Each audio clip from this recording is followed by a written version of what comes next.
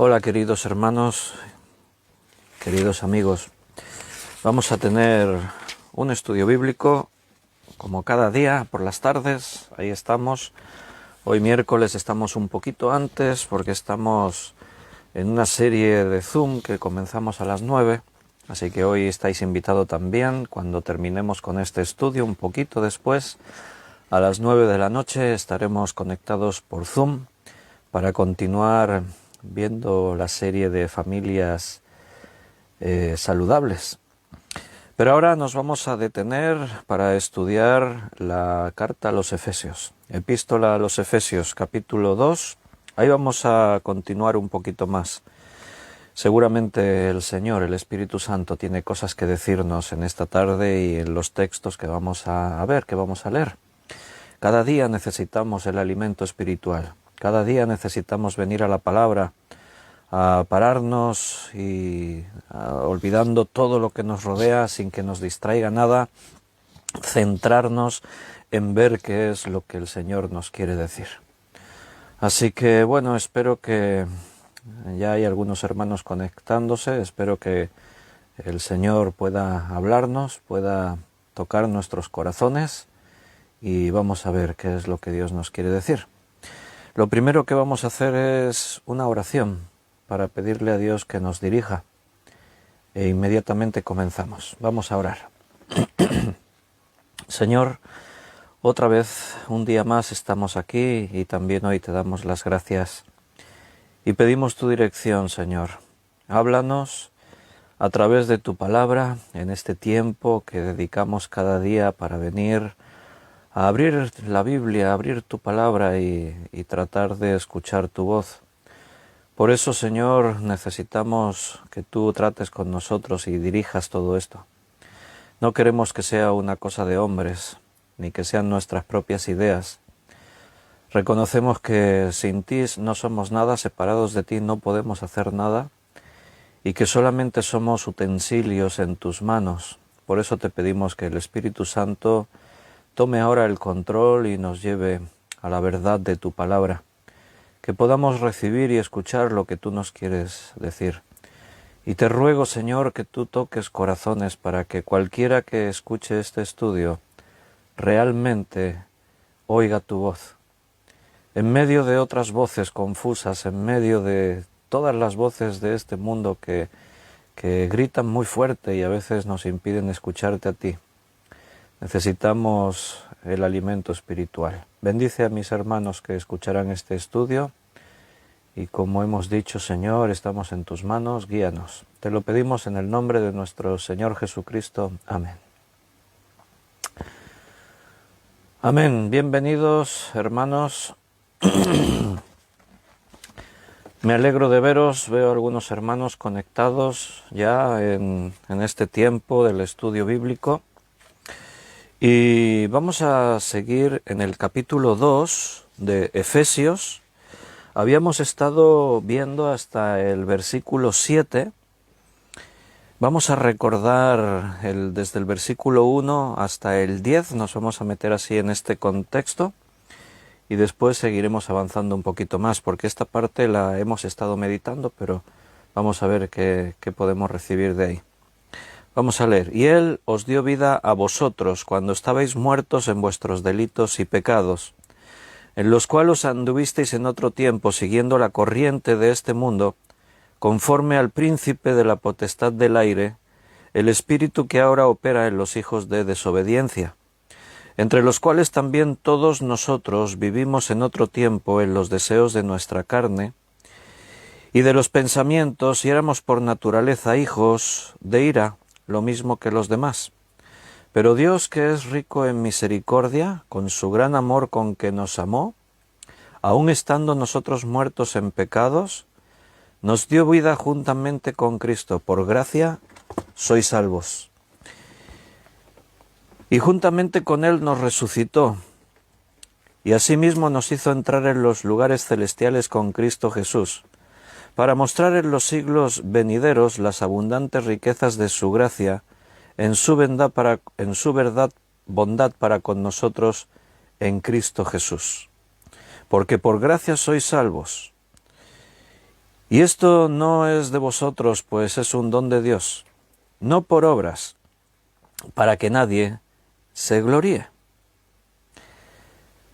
Porque somos hechura suya, creados en Cristo Jesús para buenas obras, las cuales Dios preparó de antemano para que anduviésemos en ellas.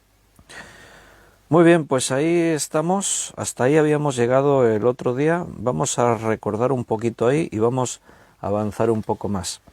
Saludar a los hermanos que os habéis conectado, no sé si han compartido el enlace en el Messenger, porque no lo veo. Si no, pues lo podéis compartir. Veo que Carmen lo ha compartido en el grupo de WhatsApp de la iglesia. Y si podéis compartir el enlace en Messenger también. Belén trabaja esta noche y quizás está por ahí dormida, no sé seguro. Así que a los hermanos que escriben en el chat en directo, pues saludarles. Ahí está Benito saludando. Buenas tardes, Benito, buenas noches. Dios te bendiga. Juan Vázquez también ha saludado. Bienvenido, Juan. Buenas tardes, Dios te bendiga. Liliana, buenas tardes. Ana Karina, buenas tardes. Estamos orando por nuestros hermanos allí en Ecuador que están en una situación un poquito delicada con el COVID-19. Karina, el Señor está ahí con el control. Y Germán también ha saludado, bendiciones. Carmen también está por ahí, ya lo dije. Y Vera también está conectado. Bendiciones. Vera, bienvenidos a todos, me alegro de veros. Vamos a ver qué es lo que Dios nos quiere decir. Necesitamos escuchar su voz hoy también. Bien, toda esta parte que hemos leído de Efesios 2, recordando, vimos primero el recordatorio de lo que fue nuestra vida cuando estábamos muertos en nuestros delitos y pecados. Después hablamos de cómo llegamos a la gracia de Dios, es un regalo, no pudimos hacer nada con méritos propios para ganarlo. Un regalo es un regalo, lo tomas o lo dejas. No tienes que pagar dinero por él, no tienes que hacer méritos para conseguirlo. Cuando alguien te ofrece algo y te dice yo te doy esto, solamente tienes que tomarlo. Eso es lo que hizo Dios. Por eso dice que por gracia sois salvos por medio de la fe. Y esto no es de vosotros, no es por obras para que nadie se gloríe. Hasta ahí habíamos estado viendo. Antes de avanzar un poquito más, mira, déjame que compartamos un par de versículos en Colosenses, capítulo 1, versículo 26 y 27. Colosenses 1, 26 y 27 dice, el misterio que había estado oculto desde los siglos y edades, pero que ahora ha sido manifestado a sus santos, a quienes Dios quiso dar a conocer las riquezas de la gloria de este misterio entre los gentiles, que es Cristo en vosotros, la esperanza de gloria. Hemos leído en el versículo 10, porque somos hechura suya, creados en Cristo Jesús, para buenas obras, las cuales Dios preparó de antemano para que anduviésemos en ellas. No solamente recibimos la gracia, ahora tenemos, recuerda, una vida nueva. Ahora somos salvos por gracia y al convertirnos en hijo de Dios, tenemos que hacer las obras de Dios. Por eso habla de que hemos sido creados en la forma de Cristo, Cristo en nosotros. Dios ha preparado obras para que andemos en ellas. El plan de Dios para nosotros está en marcha. Si tú has creído en Jesús como tu Salvador, has pasado de muerte a vida, te has convertido en hijo de Dios, en colaborador de Dios, ahora Dios tiene planes para ti, tiene propósitos. No es que estamos ahí esperando recibir la salvación, es un regalo, ya tenemos la salvación, ya me cruzo de brazos y a esperar el día que estemos ya allí en la eternidad. No, porque la salvación sí es para ti, pero hay otros muchos que aún no la tienen. Y formamos parte del reino de Dios. Hemos entrado a ser ciudadanos de los cielos. Y servir a Dios es el mayor honor que nadie podría tener jamás. Así que esa tiene que ser nuestra visión, preparados para que esas buenas obras se manifiesten en cada uno de nosotros. Vamos a avanzar, versículo 11 y 12. Por tanto, acordaos de que en otro tiempo vosotros, los gentiles, en cuanto a la carne, erais llamados incircuncisión por la llamada circuncisión hecha con mano en la carne.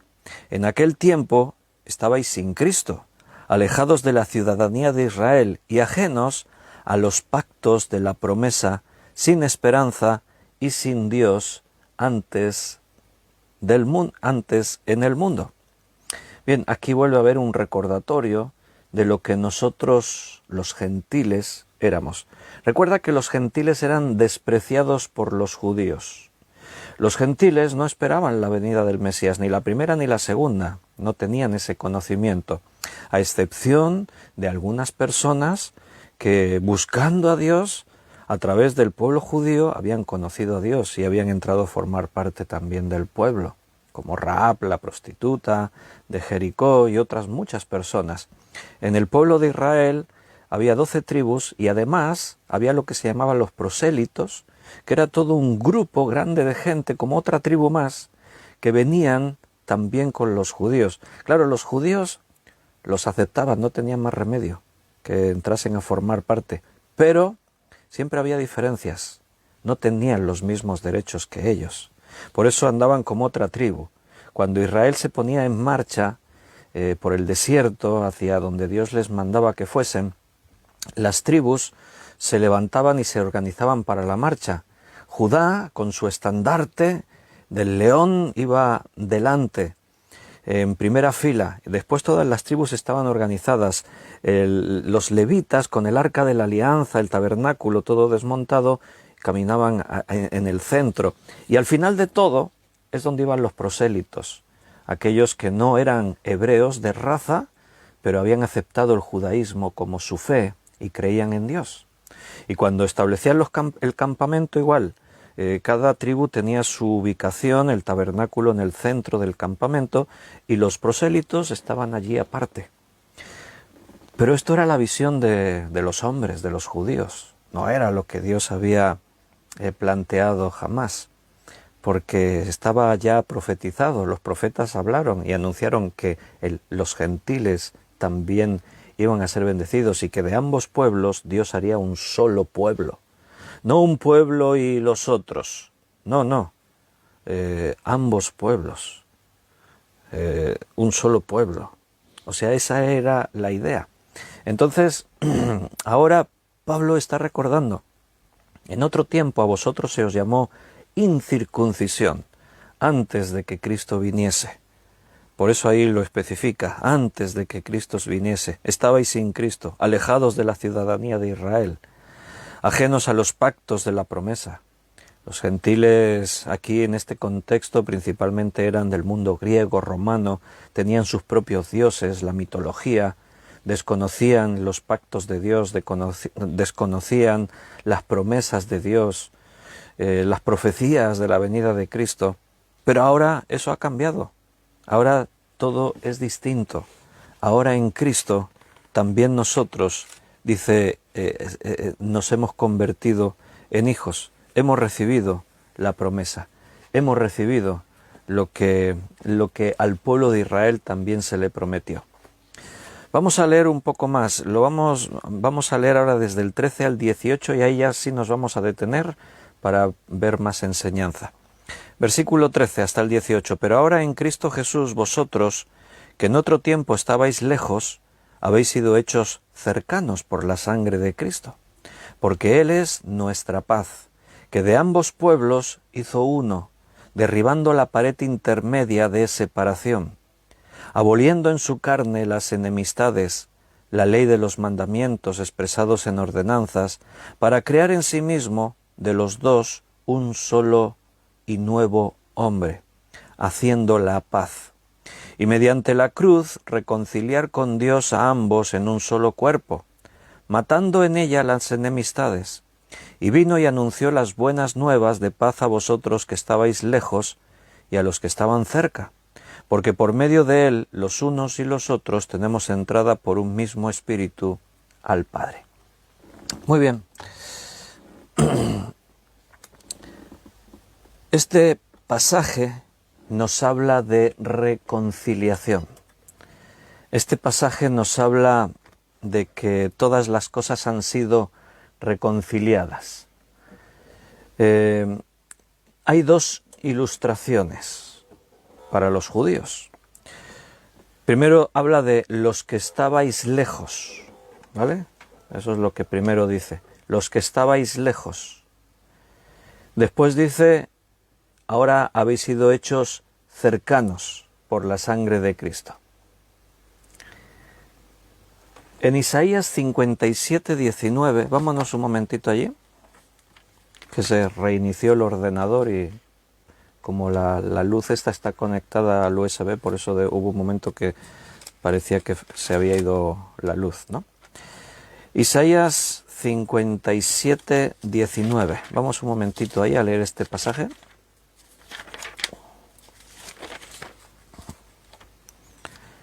Isaías capítulo 57, versículo 19.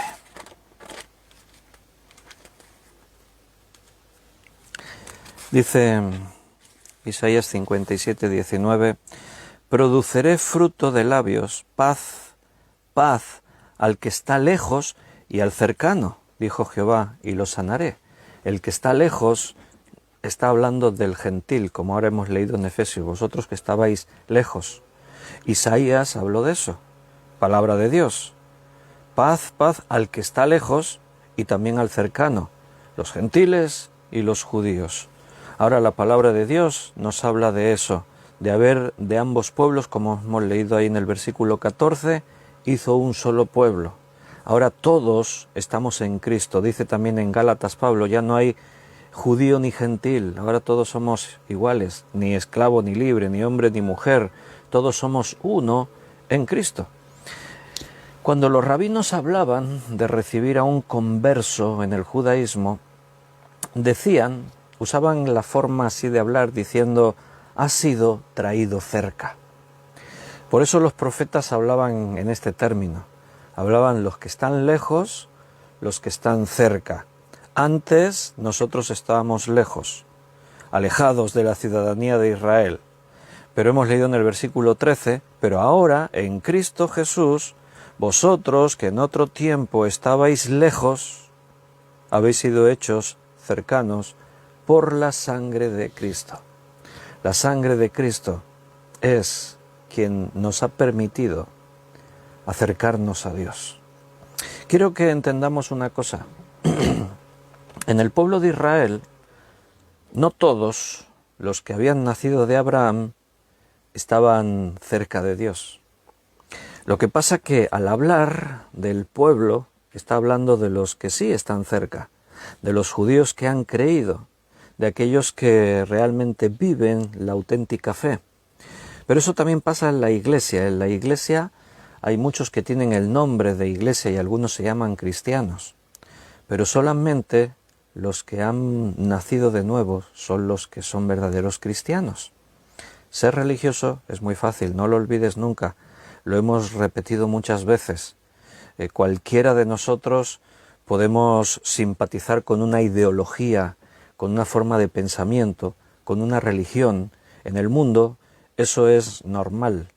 Hay muchos tipos de ideologías, de formas de pensamiento, de filosofías, la política. Cada uno se identifica con una forma o con otra. Y algunos viven esa experiencia muy entregados. En cuanto a las cosas de la Biblia, de la Iglesia, puede pasar exactamente lo mismo. Así que aquí cuando habla, los que estabais lejos, ahora habéis venido a estar cerca, los que han creído de verdad. Y cuando habla del pueblo que ya estaba cerca, que de ambos pueblos hizo un solo pueblo, habla de los que han creído, evidentemente.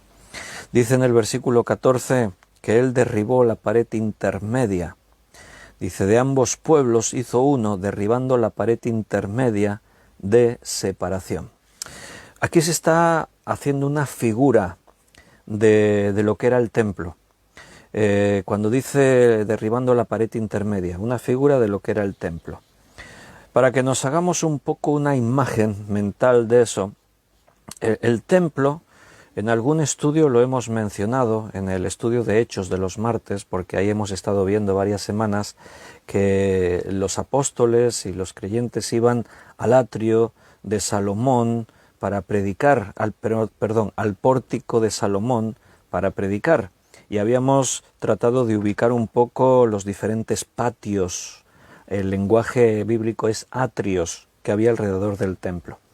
Entonces, había un atrio que era el atrio de los gentiles. Era una gran explanada donde todo el mundo tenía cabida, judíos y gentiles. Ahí podían estar todo tipo de personas. Después estaba el atrio de las mujeres. En el atrio de las mujeres, como dice el nombre, podían ir las mujeres judías. El atrio de los gentiles era para todos, griegos, romanos, de cualquier raza, de cualquier lugar, sean hombres o mujeres, todos cabían ahí. Pero el atrio de las mujeres era para las mujeres judías. Después estaba el atrio de los hombres, de los israelitas, los judíos. Ahí solo podían estar los hombres. Y después estaba el atrio de los sacerdotes, que ya era lo más cercano al lugar santo. Y después estaba ese lugar santo. Estas 5 dependencias son las básicas en lo que fue el tabernáculo, lo que fue el templo. El tabernáculo era más sencillo, porque si tienes una imagen en tu mente era una tienda de campaña rodeada por un recinto con columnas y tela, y el atrio era ese espacio alrededor del tabernáculo, y después dentro del tabernáculo estaba el lugar santo, lugar santísimo. El templo, que es la figura que aquí tiene Pablo cuando habla de derribar la pared intermedia, pues ahí tenemos estas divisiones, atrio de los gentiles, y a partir de ahí hay una separación, el atrio de las mujeres, el atrio de los israelitas, el atrio de los sacerdotes, el lugar santo, y el lugar santísimo por descontado está ahí. Ese sí que es tabú, nadie puede entrar ahí, al lugar santísimo. Solo el sumo sacerdote, y una vez al año, y nunca puede entrar con las manos vacías. Tiene que venir con la ofrenda de la sangre de un animal que ha sido sacrificado. Entonces, este atrio de los gentiles, con el resto de los atrios, estaba separado por un muro. Era una especie de celosía de mármol, y si un gentil se atrevía a cruzarlo, podía llegar a ser castigado con la muerte, podía ser ejecutado. Así que cruzar ese muro, pasar a los otros atrios siendo gentil, era algo que te jugabas tu vida, entrabas en peligro de muerte. En el año 1871 se encontró una tablilla de advertencia que pertenecía a los accesos desde el atrio de los gentiles a los otros atrios. Esta tablilla decía que nadie de ninguna otra nación se acerque a la verja o a la barrera alrededor del lugar santo. Quien quiera que sea sorprendido haciéndolo, responderá con su propia vida. Esa tablilla se encontró en unas excavaciones arqueológicas y pertenecía a las entradas del lugar de los gentiles a los lugares de los judíos. Un gentil no podía entrar a ese lugar, lo tenía rotundamente prohibido. Por eso ahora en Cristo, utilizando una figura, porque todo esto es físico, pero ahora los cristianos en el libro de Hechos ya no entran a los lugares santos para buscar a Dios. Ellos ya tienen una nueva forma. Ese lugar, cuando Cristo vino y murió en la cruz, quedó inhabilitado. Por eso el velo del templo, que separaba otros 2 espacios importantes, lugar santo y lugar santísimo, una gruesa lona o cortina, telón, que separaba esos 2 espacios, se rasgó cuando Cristo murió en la cruz, y el lugar santísimo quedó expuesto, quedó abierto, representando de esa forma que eso quedaba invalidado. Ahora ya murió Cristo. Ahora es Cristo quien se ofreció en sacrificio delante del Padre, y por Cristo tenemos acceso a ese lugar santísimo, a la misma presencia de Dios. por su gracia, por el privilegio que nos ha dado convertirnos en sus hijos. Pero aquí se toma esa figura. Lo que había sido algo, podíamos decir, exclusivo para los judíos, ahora, en Cristo, se ha abierto una puerta para que cualquiera pueda disfrutarlo. Porque Él es nuestra paz. ¿Recuerdas que hemos leído en Isaías lo que dijo el profeta? Paz, paz, los que estabais lejos habéis sido hechos cercanos. Porque Él es nuestra paz, versículo 14 de Efesios 2. De ambos pueblos hizo uno, derribando la pared intermedia de la separación. O sea, es como que tú ahora ya eres gentil, pero llegas allí al templo y estás en el atrio de los gentiles y hay unas entradas para ir a los otros atrios y tú de pronto dices, voy a ir al atrio de los judíos, voy a ir al atrio de los sacerdotes, y de pronto tú no eres judío y no eres sacerdote. Ahí estaba la tablilla anunciándote, si cruzas peligro de muerte, pero tú vas y cruzas y entras y vas sin miedo, vas sin ningún problema, porque nadie te puede decir nada. Ahora tú has sido hecho cercano, también eres hijo. No es por linaje, es que yo no nací de Abraham. Bueno, ahora la Escritura dice que por la fe nosotros también somos hijos de Abraham, porque Abraham creyó a Dios y le fue contado por justicia. Abraham no fue aceptado por Dios por ser de una raza, porque él era pagano, él pertenecía a Ur de los Caldeos, una tierra con sus propios dioses extraños y dedicada al paganismo. Pero Abraham creyó a Dios y Dios escogió a Abraham para hacer de su descendencia un pueblo. El propósito, ¿por qué escoger un pueblo y no tratar con toda la raza humana, con todas las razas? Bueno, porque es muy lógico entenderlo, de que fíjate lo difícil que fue tratar con un solo pueblo, ahora imagínate que Dios tiene que tratar con todos los pueblos. ¿Cómo darle forma? Ahora todo ya tiene una forma, pero en ese momento no. En ese momento hasta Abraham habían surgido patriarcas, hombres, mujeres de Dios que habían creído en Dios, que seguían a Dios. Pero no había forma, no teníamos una estructura.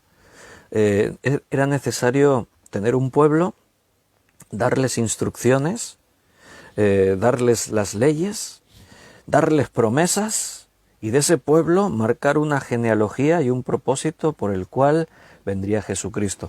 De las 3 promesas que Dios le hace a Abraham en ese pacto que establece con él, era: haré de ti una gran descendencia, te daré una tierra para que se establezca tu pueblo, y en tu simiente serán benditas todas las naciones de la tierra. Ahí estaba la promesa de ambos pueblos hacer un solo pueblo. Entonces Dios escoge a un pueblo porque hay que dar forma a esto y Cristo tiene que venir a este mundo. Ahora, cuando Cristo viene, el judaísmo, muchos en el judaísmo creen y reciben a Cristo como su Salvador, pero no los líderes religiosos, no la estructura religiosa del judaísmo. Ellos lo rechazan y una gran mayoría no aceptan a Jesús de Nazaret como el Mesías. Entonces ellos lo rechazan, a los suyos vino y los suyos no le recibieron. Pero hay un gran grupo, los primeros cristianos eran judíos. Inmediatamente después se van a ir incorporando estos gentiles. Recuerda que Pablo está escribiendo a los efesios. Éfeso no es una ciudad judía, es una ciudad gentil. Entonces inmediatamente se fueron estableciendo iglesias por muchas de estas ciudades gentiles. Pablo, Bernabé, después Pablo, Silas, Bernabé por otra parte con Juan Marcos, forman equipos, viajan por todas partes predicando el Evangelio y pronto la iglesia está extendida por todo el mundo, conocido en ese tiempo. Y ahí estamos, hasta el día de hoy, seguimos trabajando para seguir extendiendo esa iglesia. Vamos un momento al libro de Hechos, capítulo 21, para leer otro pasaje, porque Pablo tuvo un incidente con esta cuestión de los gentiles, el templo y todo esto. Vamos a recordarlo, vamos a leerlo. Hechos, capítulo 21.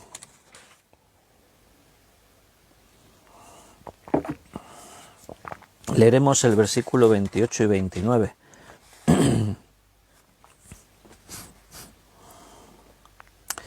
Hechos 21, 28 y 29. Dando voces, varones israelitas, ayudad.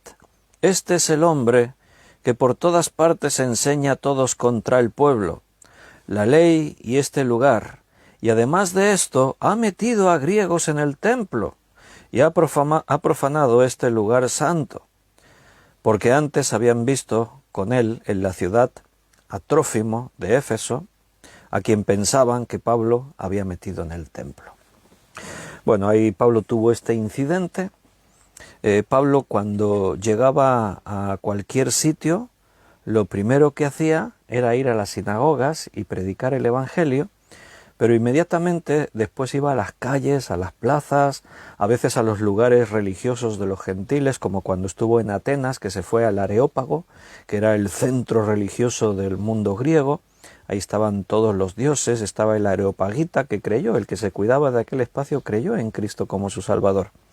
Y entonces Pablo siempre iba primero a los judíos a predicarles, era lo lógico, ahí había gente con un corazón dispuesto a buscar la verdad, conocían ya, tenían un fundamento, conocían las promesas de la venida del Mesías y se les podía hablar con mucha más facilidad porque se les podía decir, oísteis como dijo el profeta Isaías, como dijo Ezequiel, como en el Salmo está escrito, como Moisés habló, pues Cristo ya vino, era más fácil, ¿no?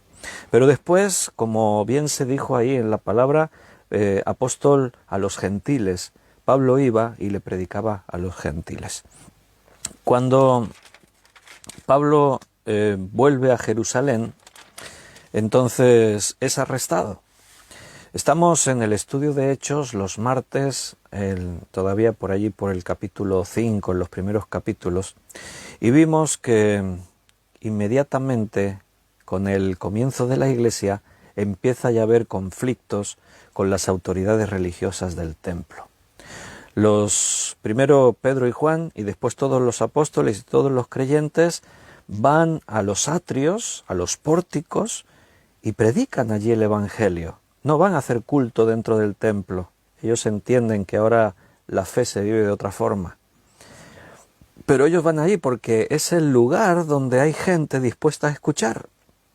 Como dice la palabra, primeramente a los judíos, después a los gentiles, como Pablo hacía.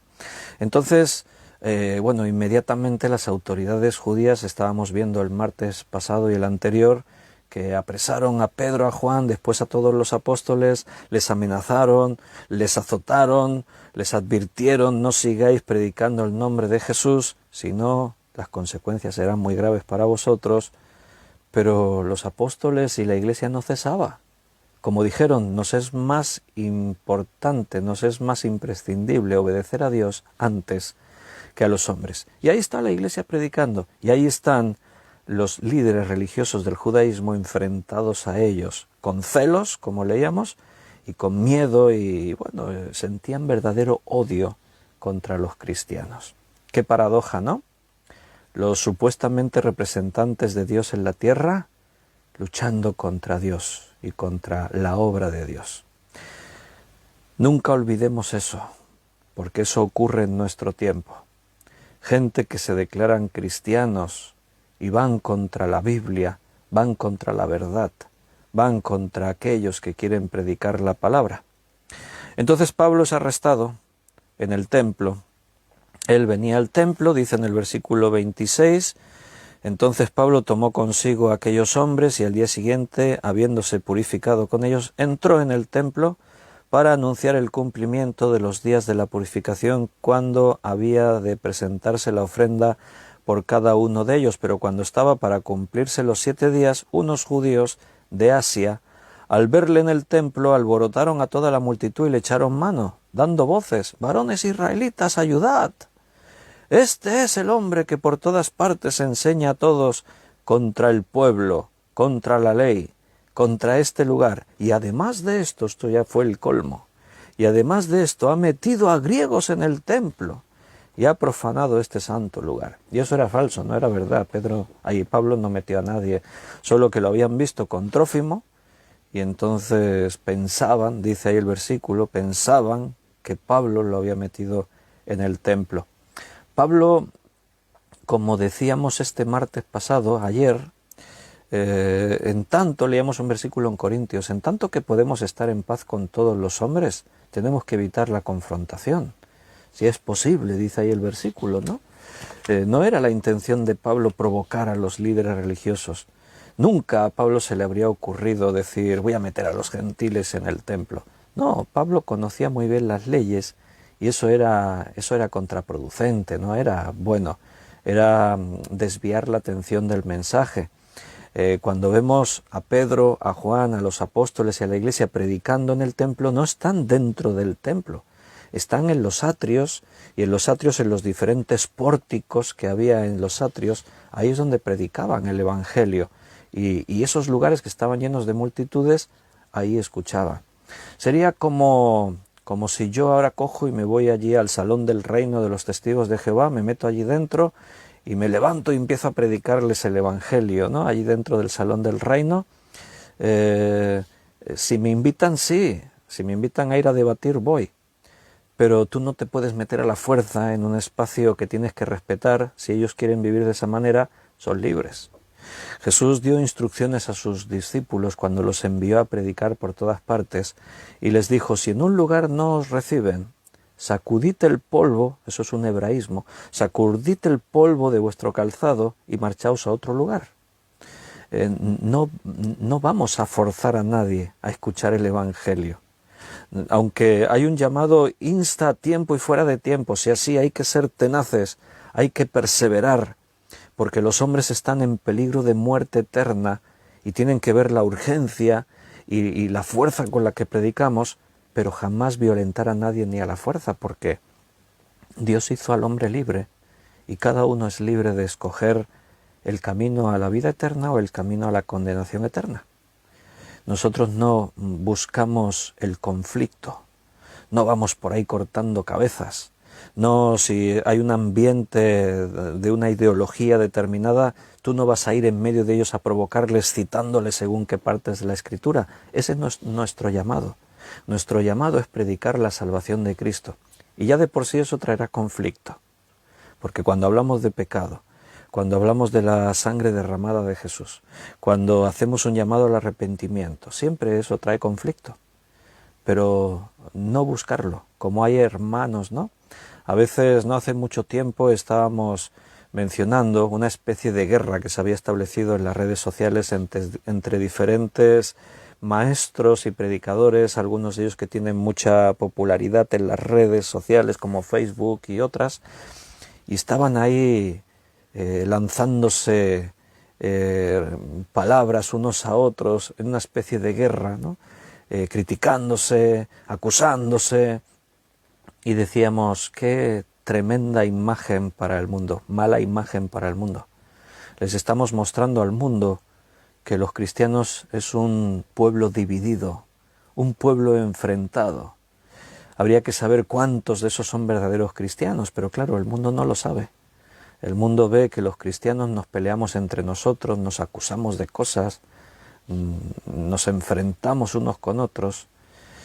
Nuestro papel no es meternos en esas historias. Si te provocan y puedes evitarlo, evítalo. Si puedes evitar la confrontación, evítala. Siempre con eso en mente, nos es más imperioso obedecer a Dios antes que a los hombres. De ambos pueblos hizo un solo pueblo. Ahora somos una iglesia. Ahora todos somos uno en Cristo. Estoy otra vez en Efesios 2. En el versículo 15 dice, aboliendo en su carne las enemistades, la ley de los mandamientos expresados en ordenanzas, para crear en sí mismo de los dos un solo hombre, haciendo la paz. Paz, paz. Eliminando las enemistades. Por eso os decía, qué chocante ver a creyentes que se confiesan cristianos enfrentados entre sí. Uno acusando al otro, el otro acusándole a él, es que tú dijiste, es que tú escribiste en tu blog y en el directo que hiciste mencionaste que no sé qué y qué triste. Pablo, cuando le escribe a los Corintios, tiene que tratar este tema también. Porque ¿sabes lo que pasaba en la iglesia de Corinto? Que había estos conflictos, había acusaciones de unos a otros, y de pronto hasta se denunciaban los hermanos a los tribunales. ¿Te lo puedes imaginar?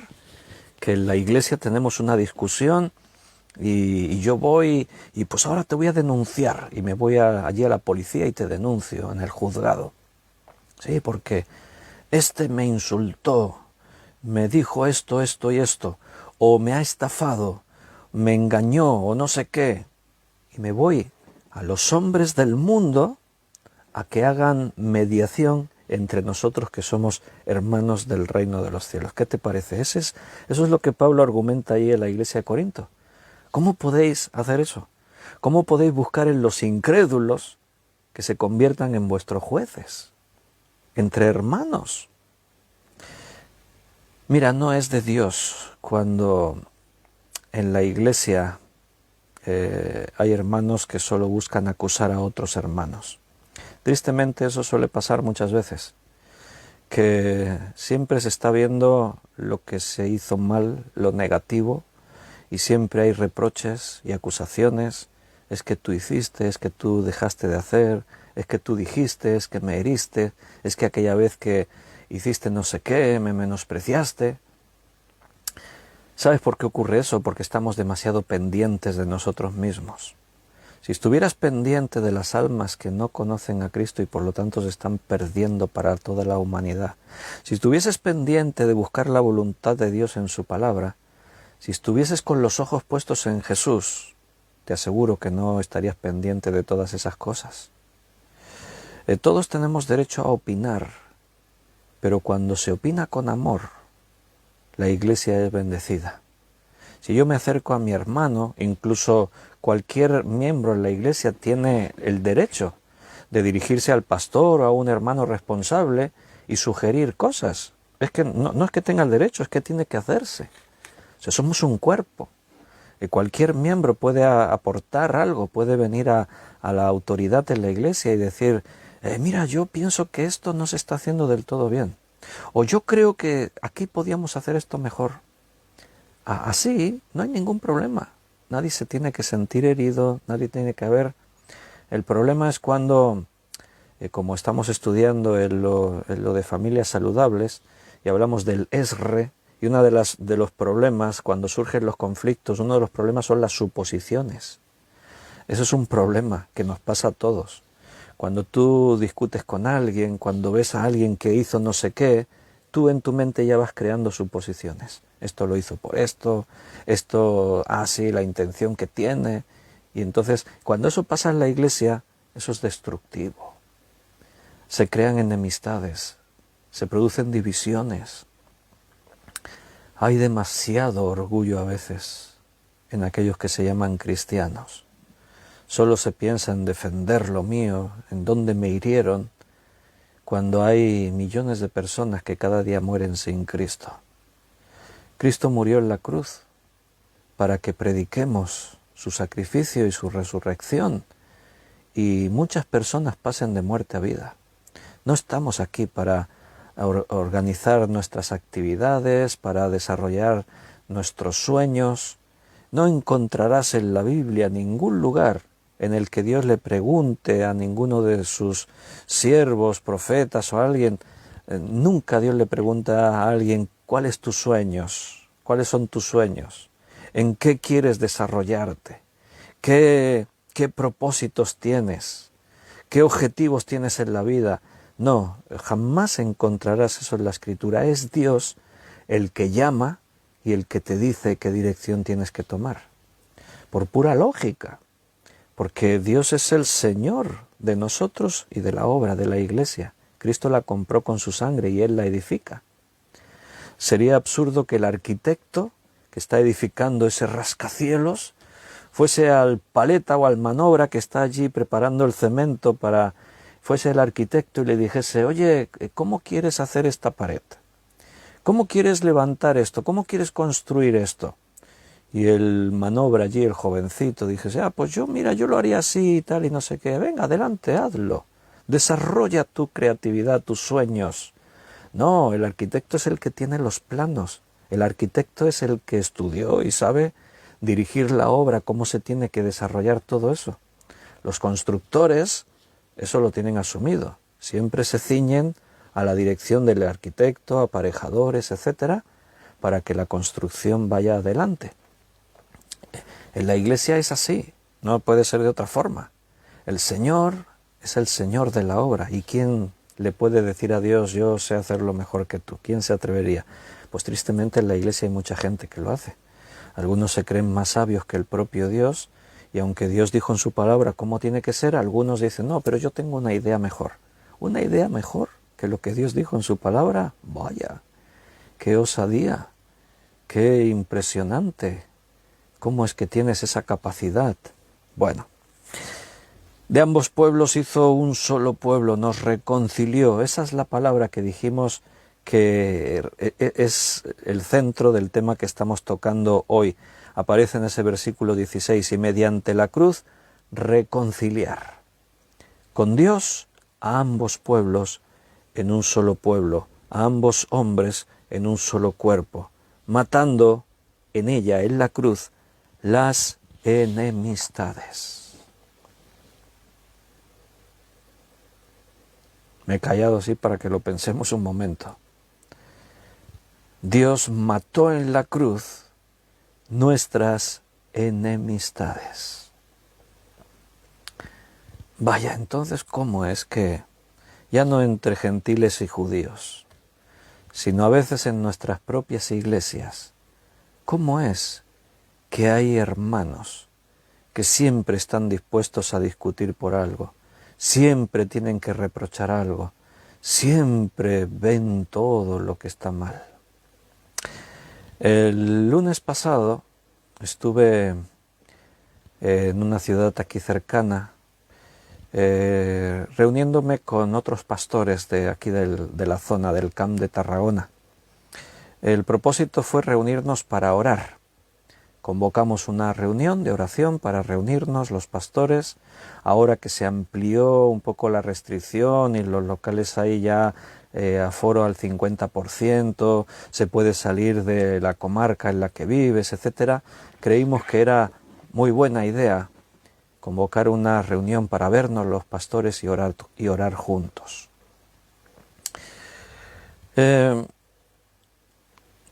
Bueno, te iba a explicar una cosa, pero ya que estoy diciendo esto, pues también te lo digo. Podíamos haber sido, porque en el grupo de WhatsApp de pastores, ¿cuántos debe haber?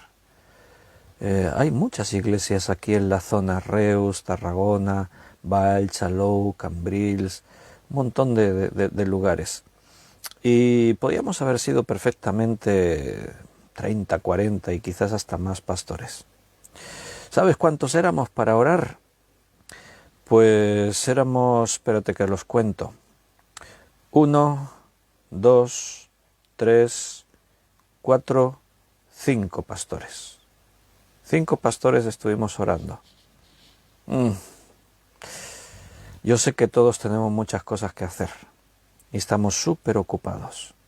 Yo el primero, porque yo para ir, la reunión se convocó a las 5 de la tarde. Yo entiendo que algunos pastores por trabajar y por otras cosas les era imposible, lo entiendo perfectamente y no señalo a nadie en particular porque cada uno sabe. Sí que hablo de los que podían venir y no vinieron. Yo tuve que dejar de trabajar ese día para poder estar en esa reunión. Yo soy autónomo, claro, puedo decidir hoy no trabajo. Eso me representa retrasarme en obligaciones, dejar de ganar dinero, etcétera, etcétera, pero entiendo que hay prioridades y a veces tenemos que hacer un esfuerzo porque no todos los días decimos vamos a juntarnos a orar. Pero no te compartía eso por eso, sino porque mientras estábamos allí esperando un poquito a ver si llegaba algún pastor más, un pastor de Reus me preguntó, dice, oye, dice, allí en Valls, a mi iglesia venía un hombre de Valls con su familia que se llamaba algo así, no recuerdo, yo le dije el nombre, digo, dice, sí, ese. Dice, ¿tú lo conoces? Digo, sí, lo conozco. Dice, es que, dice, estuvo viniendo a mi iglesia, dice, pero era una persona muy problemática, ¿no? Me pregunta a mí. Y yo me sonreí y digo, pues sí. Digo, era bastante problemático. Digo, le dijo, digo, era alguien que nosotros ya cuando hablábamos de él decíamos, este es el que cuando viene a las reuniones y entra, pregunta, ¿de qué hablamos hoy? Que yo me opongo, no estoy de acuerdo. Antes de saber el tema ya estaba en contra. Y este pastor se reía, dijo, sí, sí, es verdad, exactamente como lo has descrito. Bueno, yo cuestionaría si una persona así realmente es cristiana. ¿Por qué? Porque mira, hay un principio en Cristo y en la Iglesia, y es que cada uno de nosotros somos piedras vivas, edificados sobre Cristo, que es la piedra angular, con la única intención de edificar la Iglesia. Más, si hablamos de responsables, los responsables, dice aquí en Efesios, lo veremos más adelante, allí ya pasando la mitad de la carta, que Cristo constituyó ministerios para edificar la Iglesia. Si tienes responsabilidades en la Iglesia es porque Cristo te dio esa responsabilidad para edificar la Iglesia. Cada creyente hemos sido puestos en el cuerpo como miembros para que el cuerpo siga desarrollándose, para que la Iglesia siga creciendo. Entonces no es natural y no es lógico que haya miembros en la Iglesia que hagan lo contrario, que siempre estén poniendo problemas, que siempre estén causando controversia, que siempre estén limitando las actividades. Impresionante. Hace tiempo, en el Consejo de Responsables, tuve a una persona que era como os estaba describiendo. Era de estas personas que hablases del tema que hablases, terminábamos discutiendo. Imposible. Era un suplicio. Los hermanos venían a las reuniones ya con miedo, no tenían ganas de ir a las reuniones, porque cada reunión terminaba en discusiones. Así no se puede edificar la Iglesia. Los de fuera es lógico que nos pongan pegas, trabas, problemas. Me decía este hermano de Reus, estamos tratando de conseguir los permisos para abrir el nuevo local de la iglesia, pero como en el ayuntamiento no hay una reglamentación que regule las iglesias evangélicas, no existe. Cuando una iglesia va a pedir un permiso de apertura, le aplican el reglamento de bar musical o sala de fiestas. Imagínate. Eso es ponerte un montón de problemas, porque un bar musical o una sala de fiestas no es lo mismo que una iglesia. Sí, en la iglesia también hay música, es el argumento que los ayuntamientos, algunos usan, ¿no? Pero, ¿cuándo hacemos música en la iglesia? ¿El domingo por la mañana, a las 11 ya, hacia el mediodía? ¿Algún día por la tarde pronto? ¿Y cuánto dura la alabanza? ¿Media hora? En un bar musical o en una sala de fiestas, la música suele ser a altas horas de la noche, horas nocturnas, y no media hora, no, horas y horas y horas, y con gente, y gritos, y alcohol, y... Entonces los de fuera es normal que nos pongan trabas. Hemos estado al 30% de aforo con las restricciones por COVID-19, mientras cines, teatros y otras actividades culturales tenían aforo al 50%. ¿Y por qué las iglesias al 30%? ¿Somos menos que un teatro, un cine, una sala de fiestas así, de espectáculos? Los de fuera es normal, porque si predicamos a Cristo, es normal que tengamos oposición. Pero no es lógico que aquellos que digan somos cristianos, dentro de la iglesia, estén creando problemas e impidiendo que la iglesia no solo crezca, sino que dé ese testimonio al mundo de unidad. La iglesia de Hechos era una iglesia unánime, tenían un mismo sentir, buscaban los mismos intereses. ¿Quiere decir que no había diferencias en gustos? Sí que las había, claro. Es normal. Donde hay dos personas, A uno le gustará más el color blanco y al otro más el color negro. A uno le gustará más el azul y al otro le gustará más el rojo. Es normal. Uno preferirá que la alabanza dure solo 20 minutos y el otro le gustaría que durase 40.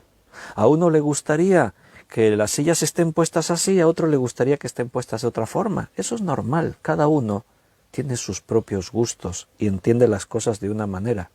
Pero cuando nos unimos en Cristo y formamos la Iglesia, de pronto ya no es un cuerpo que si tiene 100 miembros hay 100 cabezas. ¿Verdad que en eso se entiende? Hay una sola cabeza para un cuerpo y la cabeza es Cristo. Entonces, cuando la Iglesia de hechos era una iglesia unánime, cuando era una iglesia con un mismo sentir, cuando era una iglesia que tenía una armonía total, ¿por qué crees que conseguían eso? Porque se mordían la lengua y estaban ahí intentando reprimirse para no... No, porque tenían todos los ojos puestos en Jesús. Porque la Biblia, la palabra de Dios, era la máxima autoridad, era la luz en su camino. Y de esa forma el Espíritu Santo les podía guiar. No había rebelión contra el Espíritu Santo. No entristecían al Espíritu Santo.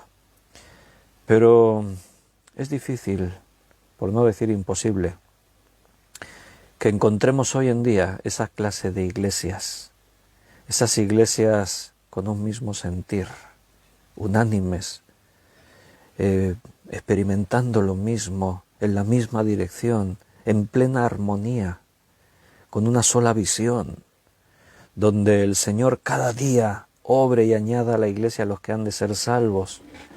Tristemente, la iglesia se ha desfigurado muchísimo. Pero eso no quiere decir que nos rendimos, no bajamos los brazos. Seguimos luchando por esa iglesia que represente realmente lo que somos. Aquí se está hablando de dos pueblos, gentiles y judíos, y que de ambos pueblos hizo un solo pueblo, pero al final todos los que llegamos a la iglesia, dices que todos somos gentiles, sí, no, claro, pero aquí se habla de reconciliar. Al final estamos hablando de reconciliar personas en un solo cuerpo, porque no es que los judíos son una clase y los gentiles otra. Dentro de ambos pueblos, especialmente de los gentiles, ahora llegamos los gentiles a Cristo, sí. ¿Y de dónde venimos cada uno? Uno viene de un contexto católico romano. El otro viene que había estado simpatizando con los testigos de Jehová. El otro viene, no había querido saber nunca nada de la religión. El otro viene de un contexto de vicios, drogas, alcohol. El otro viene de un contexto violento. Había sido una persona violenta. El otro viene de... Y nos juntamos todos ahí. ¿Cómo es posible ahora convivir? Uno tiene un gusto, el otro tiene otro. Uno tiene un nivel cultural, el otro tiene otro. Uno ve las cosas de una forma y el otro las ve de otra forma distinta. ¿Cómo es posible que caminemos juntos? Bueno, pues asumiendo que Cristo ha establecido el orden, asumiendo que la palabra de Dios es la máxima autoridad, ahora imagínate que tenemos que tomar una decisión. Yo opino esto, y el que está allí, pues yo opino lo contrario. Y eso sería lo más normal del mundo. Si hay 10 personas, habrá 10 opiniones distintas. Y entonces, ¿qué dirección tomamos? ¿Por qué crees que Dios nos dejó la Biblia, la palabra de Dios? ¿Por qué Él ha puesto en cada uno de nosotros el mismo Espíritu Santo? Yo a veces oigo a algunos hermanos que dicen, no, es que yo ya oro a Dios y yo en mis oraciones tengo paz. A veces lo oigo eso. ¿Y sabes lo que yo les digo? Les digo, sí, pero orar no es suficiente. Y algunos se ofenden o se escandalizan. ¿Cómo que no es suficiente orar? Yo busco a Dios en oración. Busco su dirección en oración. Sí, pero no es suficiente. No es garantía de que porque tú digas que oras y buscas la dirección de Dios, ya tengas la dirección correcta. ¿Y me baso en la Biblia en algo para afirmar eso? Claro que sí, si no, no lo haría. porque si te digo dos palabras, mis dos palabras intentarán siempre estar fundamentadas en la Biblia. ¿Recuerdas cuando Jesús puso un ejemplo de aquel fariseo que oraba y del publicano que oraba? ¿Recuerdas lo que dijo del fariseo que estaba orando para que todos le vieran? Dice allí Jesús, y el fariseo, orando consigo mismo, oraba, pero no con Dios, consigo mismo. Señor, sí, decía, se dirigía a Dios, pero Dios no le escuchaba. Señor, gracias porque yo no soy como este pecador. Cuando tú oras creyéndote superior a los demás, ¿crees que Dios te va a escuchar? Cuando tu ego está ahí. La Biblia dice que para acercarte a Dios tienes que venir en humillación. Humillaos ante la poderosa mano de Dios para que Él os exalte cuando fuere tiempo, no cuando a ti te parezca. Y ahí venía el fariseo, Señor, gracias porque unas palabras preciosas, llenas de cultura religiosa, unas palabras impecables, con una apariencia sensacional. Pero Jesús dijo, ora consigo mismo. Hay oraciones que no se elevan en el cielo ni medio metro, se quedan ahí en la tierra. Entonces eso no es garantía. El Señor no dice en ningún lugar de la Escritura, la oración guiará tu camino. En ningún lugar de la Escritura dice que te fundamentes en la oración para tomar decisiones. La oración sola es como tener una mesa con una pata menos, está coja. Biblia y oración. No estoy menospreciando la oración, ¿eh? No, que nadie se equivoque. La oración es indispensable. Pero si te quedas con la oración y no tienes la Biblia, la palabra de Dios, también los musulmanes oran, también los católicos recitan todas sus oraciones a la Virgen, a Dios y a los santos. Incluso los judíos están ahí con sus oraciones todos los días en el muro de los lamentos. Todo el mundo ora. Los que están allí en mitad de la selva que no conocen a Dios le oran al sol y otros le oran al río y otros. Orar, se puede orar de muchas formas, pero la oración auténtica viene con un fundamento sólido en la palabra de Dios. Todo eso está extendido en la Biblia, ahora no es el caso, no me voy a detener a eso. Jesús, por ejemplo, decía allí en Juan capítulo 15, si permanecéis en mí y mi palabra permanece en vosotros, pedid cualquier cosa y os será hecho. Pedir, se puede pedir, y orar, puedes orar, pero que Dios te escuche, ese ya es otro tema. Ahora, si la palabra de Dios permanece en ti y tú permaneces en Cristo, entonces sí, tus oraciones, entonces tienen la base. Entonces no vas a orar por cualquier cosa, ni vas a interpretar cualquier cosa de tus oraciones. Nunca me olvido del testimonio, de la enseñanza de uno de mis maestros del seminario, Juan Camafort, un gran maestro bíblico, que una vez estaba, no me acuerdo ya del estudio, pero de esa ilustración me acordaré siempre, que nos contaba, ¿no? Decía, a veces oramos esperando que Dios nos dé pruebas para saber qué decisión tomar. Y a veces hasta hacemos como Gedeón, ¿no? ¿Te acuerdas de Gedeón? Señor, si el vellón aparece mojado y el resto de la tierra por el rocío aparece seco, entenderé que me muestras esta dirección. Y Dios se lo mostró. Pero insistió, Señor, ahora al revés. Si el vellón aparece seco y toda la demás tierra aparece mojada, entenderé que me dices esta dirección. Y Dios le volvió a responder. No siempre Dios responde así, ¿eh? No te equivoques, ahora le voy a poner pruebas a Dios. A veces las pruebas a Dios, Dios las interpreta como me estáis tentando y eso trae repercusiones. Lo digo para que nadie a veces tome estos pasajes a la ligera. Le voy a poner una prueba a Dios que me responda para no sé qué. No. ¿Por qué le respondió a Gedeón? Bueno, no es el caso. Podríamos hacer un estudio de eso otro día.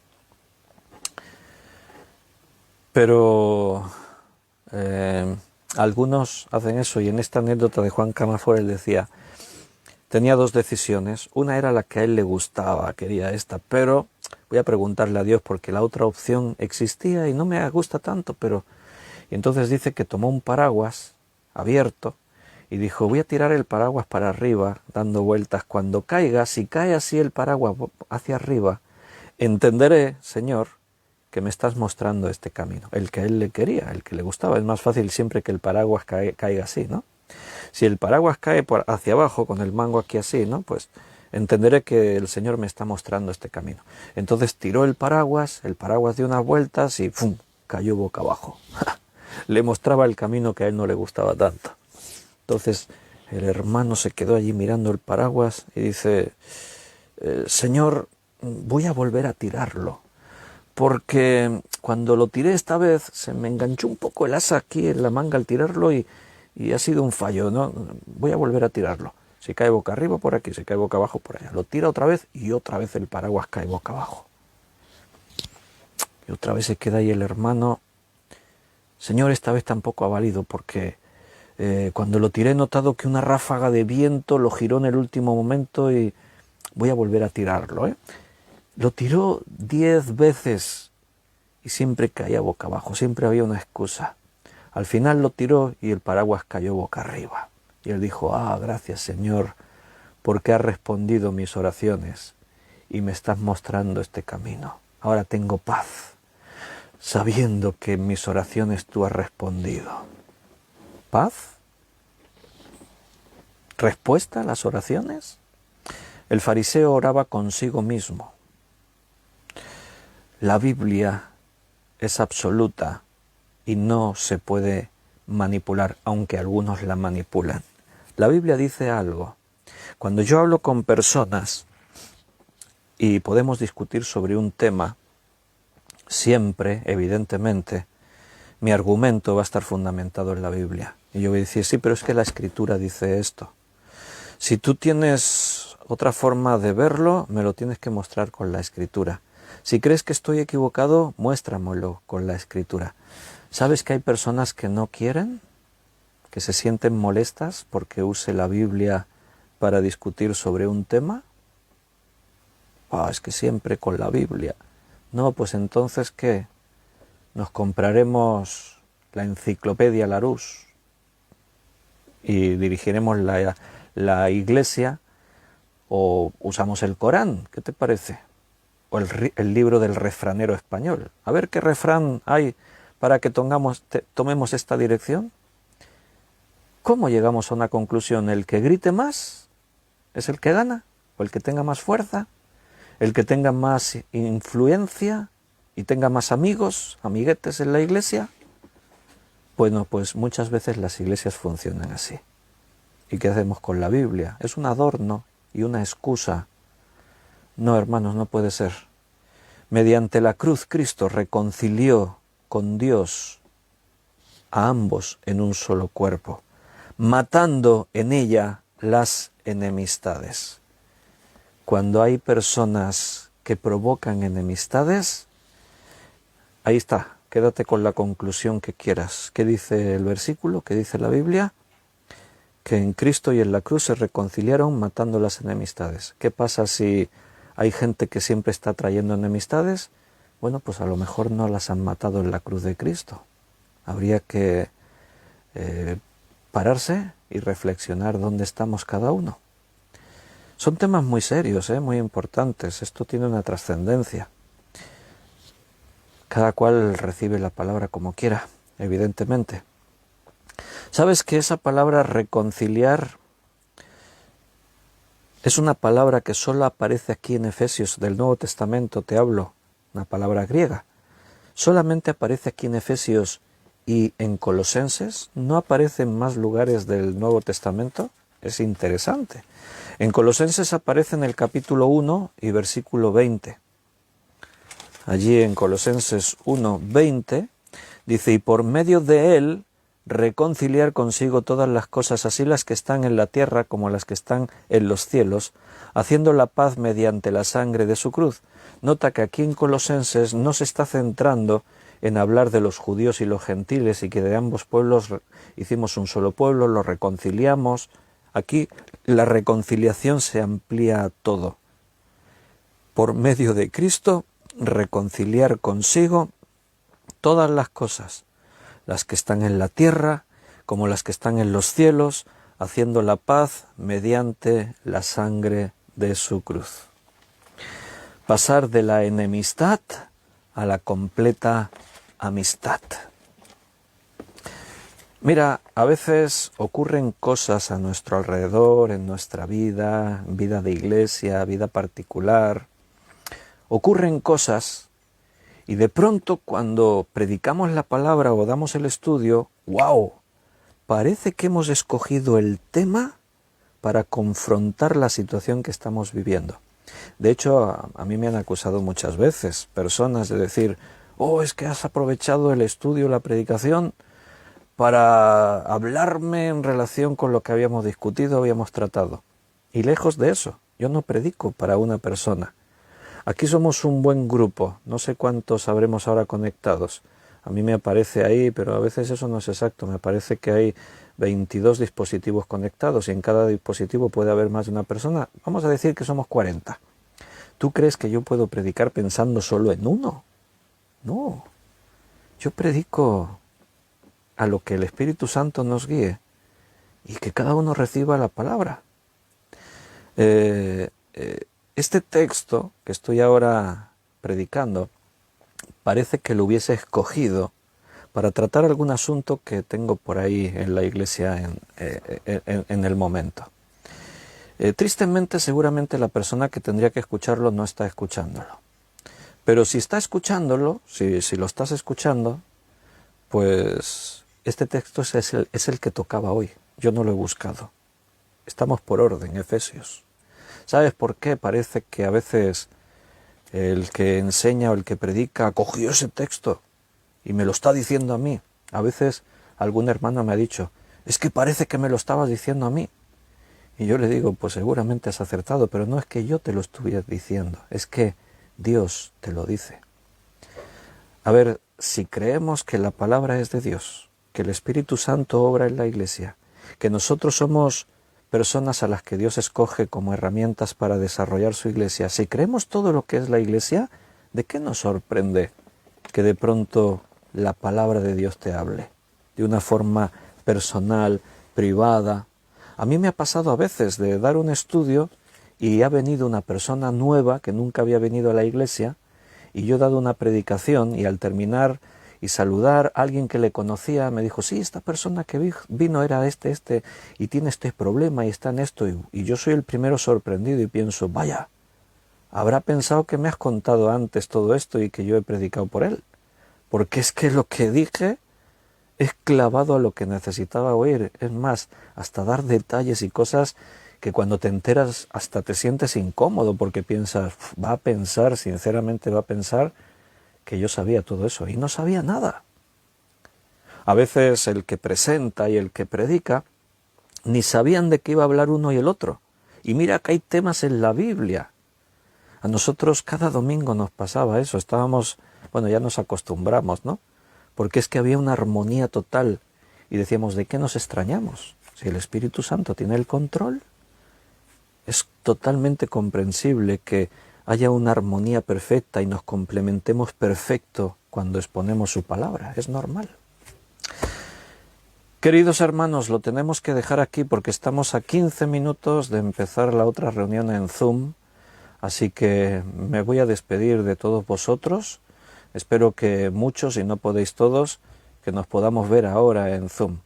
Solo tienes que tener la aplicación descargada y con los enlaces que hemos compartido en los diferentes medios, aquí mismo en Facebook, un poquito más arriba de esta ventana del estudio, tiras un poquito para arriba y ahí tienes el enlace, el cartelito y el enlace para poder entrar a la sesión de Zoom que vamos a tener hoy con familias saludables. Seguimos tratando cómo enfocar los problemas, las diferentes situaciones, y juntamente con los hermanos de la iglesia de Cambrils, el pastor Fernando Campillo, hoy vamos a seguir juntos ahí aprendiendo y creciendo.